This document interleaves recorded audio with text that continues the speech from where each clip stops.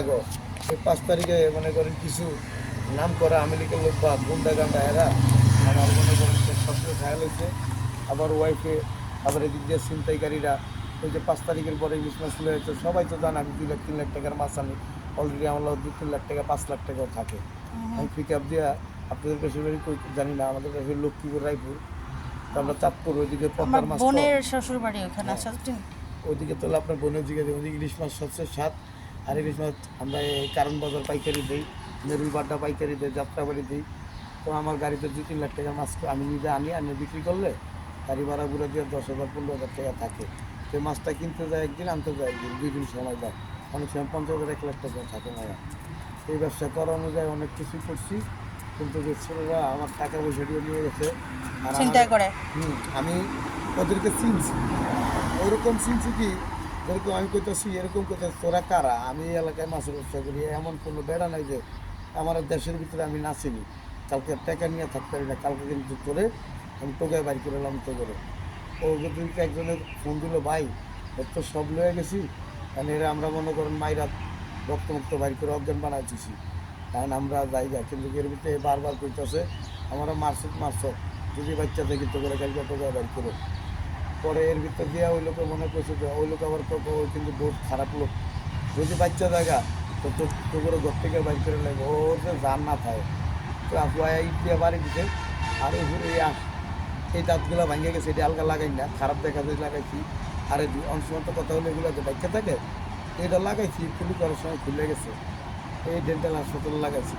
আপনি অনেকদিন অসুস্থ ছিলাম, ওই কারণে ওর টাকাও গেছে 4-5 লাখ, গাড়িটাও চলে গেলো।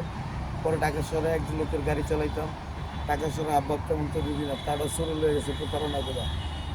এইরকম করতে করতে মানে ওয়াইফের ভিতরে যে কোনোভাবেই করে ওয়াইফ হয়তো কোনোভাবে সম্পর্ক হইতে পারে, বা আমার সন্তানকে হালাতে গেছে। আমার একটা ছেলের বয়স 3.5 বছর, একটা ছেলের বয়স 10 বছর চলে, আর একটা ছেলের বয়স 15-16 বছর।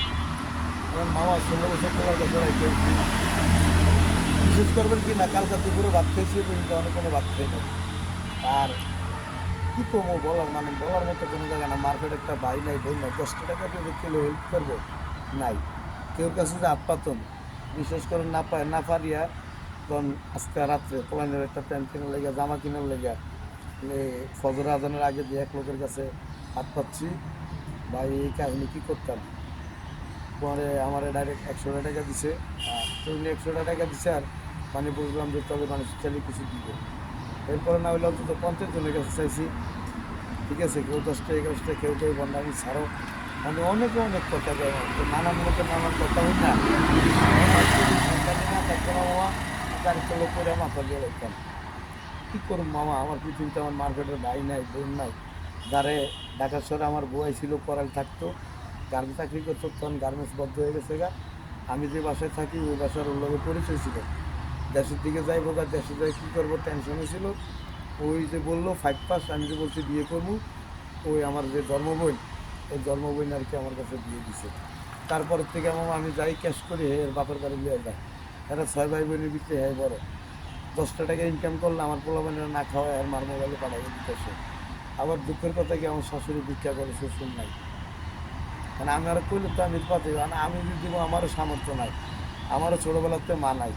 সৎ মারে যা দেয় তাও মনে করেন যে এরা মন পাই না। মানে আমার 3টা সন্তান, একটা সন্তান মাদ্রাসায় পড়ালেখা করছে, বেতন দিতে পারি না, দিকে উজুরা বাদ করে দিচ্ছে। আরেকটা ছেলে পড়াই যে 6 মাসের বেতন একটা, কারো 6 মাস ধরে আমার কোনো কাজ নেই। তা আমি 9 তারিখে ঢাকা আইছি, 9 তারিখে বাচ্চিকা পলায় ঢাকা আইসি, আয়া মোটামুটি প্রতি সপ্তাহে 5,000 টাকা কিস্তি। মানে এটা দিল ওইটা দিল হয় না, ওইটা দিল এটা হয় না, মামা কী করবো। মানে পারি না, একটা কিডনি খুললে ব্যস্তাম, অনেক মেডিকেলে গেছি। আচ্ছা, অফিস আছে তো আমি যাচ্ছি, মানে আমি চেষ্টা করব আমার ফ্রেন্ডের যারা আছে ওদেরকে বলার জন্য। যদি বিশ্বাস করেন তাহলে আমার বাড়িঘর যদি দেখেন, বাড়িঘর তো নাই, তারপরও আমার বউ ফ্যামিলি লইয়া যদি আমার ওয়াইফের ফোন দিলে আসে, বাচ্চাগুলো লইয়া আমি আসতে পারি। যদি আমার কথা অনেকে আছে কথা বিশ্বাস করে না। আপনারা তো লেখাপড়া করেন, কলেজের বিভিন্ন স্টুডেন্ট আছে। আমার ওয়াইফে এই যে করেল বস্তির ভোটার, ওই যে মানে ফ্যামিলি কার্ড দিচ্ছে না, এই ফ্যামিলি কার্ডের জন্য আমরা তার এখানে রুম ভাড়া ছিলাম না। আমি আইসা 9 তারিখে মানে অনেক চেষ্টা করছি, মানে কোনো জায়গায়, কারণ 9 তারিখের আগে দরখাস্ত নিয়ে গেছে, মানে ফর্ম ফিল আপ করে নিয়ে গেছে, 10 তারিখে তারিখ দিয়ে ঘোষণা দিব।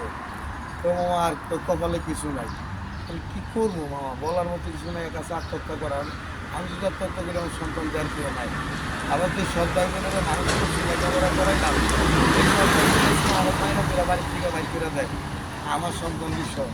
আমি সন্তানদের রাখছি মনে করেন কোনোরকম, কী বলবো, বলার মতো কিছু নাই। অনেক সময় ওই যে ফেসবুকে ইউটিউবে দিয়ে মানুষের ফেসবুকে আইডি খুলে টাকা খোলে, টাকা কামায়, বা ইউটিউবে আইডি খুলে টাকা কামায়, টিকটকে খুলে টাকা কামায়। আমি এরকমও জানি না। আমার পোলা বান কান্দে দেখে একটা কম দামি 1200 টাকা না, মানে 3000 টাকা টাচ মোবাইল কিনছি। টাচ মোবাইল কিনে আইডি খুলে দিচ্ছি, অনেক টাকার এমবি আমার পোলা পাইবো কয়া 5 পর্যন্ত লেখাপড়া করছে, তো কী দিয়ে আইডি মাইডি খোলা আমি তার বুঝি না। অনেক টাকার এমবি বসছি মা, তাও তো শিখতে কোনো রকম সাহায্য সহযোগিতা করে। কী করবো না, আমি তো- 3টা থেকে ফ্রি আছে মামা? হ্যাঁ 3টা থেকে আসিয়েন তাহলে এখানে আপনার সামনে। আমার আমি রিক্সা চালান ছাড়াই আর কোনো নাই, খালি গাড়িটা চার্জ দেই। এই টাইমে এই রিক্সার মধ্যে ঘুমাই, যদি একটু কোনো রকম চার্জ হয় তো আমি চার্জ নাই, কিন্তু তারপর আপনি লয়ে আসি। আমার নাম্বার এটা, আমার 24 ঘন্টার ভিতরে অল টাইম আমি সারাক্ষণ এই রিক্সার থাকি। আচ্ছা, আমি আমার মানে টেনশন, ঘুমাইতে চাইলেও টেনশনে ঘুমায় না।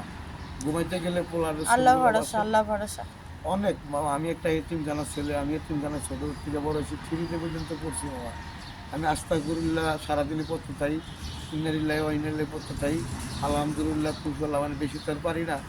আর একটা দুরূদ পড়ি সাল্লাল্লাহু আলাইহি ইয়া রাসূলুল্লাহ, আরেকটা করে আস্তাগফিরুল্লাহ আলহামদুলিল্লাহ লা ইলাহা ইল্লা আল্লাহ সুবহানাল্লাহ। এই যতটুকু পারি আর কি, একটু বেশিরভাগই পড়তে থাকি মামা। আচ্ছা মামা, আমি আমার 3টা থেকে আসেন, অফিস থেকে বেরোবো তো তখন আসেন মামা। আমরা অনেক সময় দিয়েছেন। না ঠিক আছে মামা, ধন্যবাদ। অনুরোধ করলাম মামা। আচ্ছা আমি চেষ্টা করবো আমার ফ্রেন্ডদের কাছে আছে তোদের বলার জন্য। মামা, আমরা তো শিক্ষিত মানুষ, মানে ফেসবুকের আইডি খুলে কীভাবে খুলে টাকা দিলে পাওয়া যায় একটু পারেন। আমার আইডিতে খুলে দিলে আমার ছেলেটার একটু বুঝিয়ে দিলে, এলে আমি ঈদের পর আমার কাছ থেকে ছেলেটারে নিয়ে আমার ছেলেটারে নিয়ে রিক্সা, আমার রিক্সা কীভাবে মারা গেছে, আমার জীবনের ইতিহাসগুলা, আমার সম্পর্কের ভিডিও বানাই, যদি মানুষ দেখে, আমি আশা করি আমার কাহিনী মানুষ দেখবো। খুবই কষ্টের কাহিনী মামা। বলা থাক, এই যে দেখেন না একজন ওই যে আপনাদের মতো হয়ে গেছে, এখানে খারাইছে একজনে খারাইটা ভাই গেলেছে, আমি আস্তে কথা করতে পারি না মা। আমি ওই মনে করেন যে দিনে গাড়ি চালাইতে পারি না, গরম প্রচুর, একটু হালকা বাতাস হলে আমার শীত লাগে। আমার মনে হয় আগে কিন্তু আমি শীতে মাঘমায়ার মানে 4টা বছর দাঁড়া থাকতে পারতাম, 3-4 ঘন্টা বন্ধুগুলো বাজি হয়ে শীতে খাড়াই রাখতে পারতাম, অনেক গরম সহ্য করতাম। এই মামায় দাঁত ভাঙ্গার পরের থেকে আমি আর গরম শীত কিচ্ছু সহ্য করতে পারি না। ওই যে ট্রিটমেন্টগুলো দিছে আমি টাকার কারণে নিতে পারি নাই, আর ঠিকমতো ওষুধগুলো খাইতে পারি নাই। যেদিন মানে কোনো রকম সুস্থ হওয়ার পরে আমি রিক্সা চালাতে পেরেছি, কারণ 3টা সন্তান না, একটু ডাইলে আলু ভর্তা করে দিল 2 মিনিট চাল লাগে, ওখানে একটু লবণ টবণ লাগে, কিন্তু একটা মানুষ কী করবো, কিছু করা দিতে পারি না। আর আল্লাহর কোরআনে আছে মিথ্যা কথা বলা না পাপ, চুরি করা পাপ, নবীজি সুন্নাত, হয়তো নামাজ পড়ি না, নামাজ আল্লাহর হক, আল্লাহ মাফ করতে পারে। আপনার হক কিন্তু আপনি মাফ করবেন না, আপনি মাফ না করলে কিন্তু আল্লাহ মাফ করবেন। এইসব করে কারো একটা কাঁচামরিচ কখনো খাই না, কারো ভিতরে জিনিস করি না, নিজের মনের দুঃখ।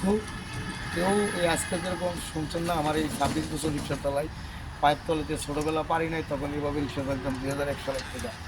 আমার জীবনে আমি অনেক মানুষের উপকার করছি, কিন্তু মামা আমার বিপদে কেউ আসে না। একটা রিক্সা কেউ আমার জিম্মা লইয়া দেওয়া যায়। আমি মানে অনেক আগে একটা 1000 টাকা জমা দেওয়ার পরে পায়ের গাড়ি নিয়েছিলাম। আস্তে আস্তে মনে করেন যে এই ঢাকা শহরে কিছু করছিলাম, এই মেয়েটারে বিয়ে করার পরে 3টা ছেলে হওয়ার পরে সৎমার কারণে আর এই মানে প্রকৃতির কারণে, যে কোনো দুর্ঘটনার কারণে আজকে আমার এই অবস্থা, আচ্ছা আচ্ছা। মেলের পরিস্থিতি। আমিও অনেক মানুষের বিয়া আমার জীবনে, কেউ যদি বিয়ার লেগে আইতো আমি নিজে এলাকাতে টাকা উঠাই দিতাম। কেউ যদি মনে করেন যে ওই ছেলে সন্তান লইয়া অ্যাক্সিডেন্ট হয়েছে, আমি নিজে টাকা দিয়া, কেউ দিক করে না দেয়, আমার টাকা দিয়ে আমি চিকিৎসা করাইতাম। এখন বিদিকে নাই। অনেক মানুষে আমার বলো, তুই যে টাইমে ঢাকা শহর আইছ, একটা বিল্ডিং করতে পারতি 5 তলা। আমি জীবনে বিড়ি খাই না, এই 6 মাসে বিড়ি খাইতে খেতে আমার ঠোঁট কালা করে গেছে। আর ভাত খেতে গেলে খালি সন্তানের কথা মনে করে, কী খাইলো না কেন, আমার মনে করো যে টাকা পয়সা সব কাছে কোনো ছেলেরে 1 মিনিটের লেগে বুকেতে ছিল।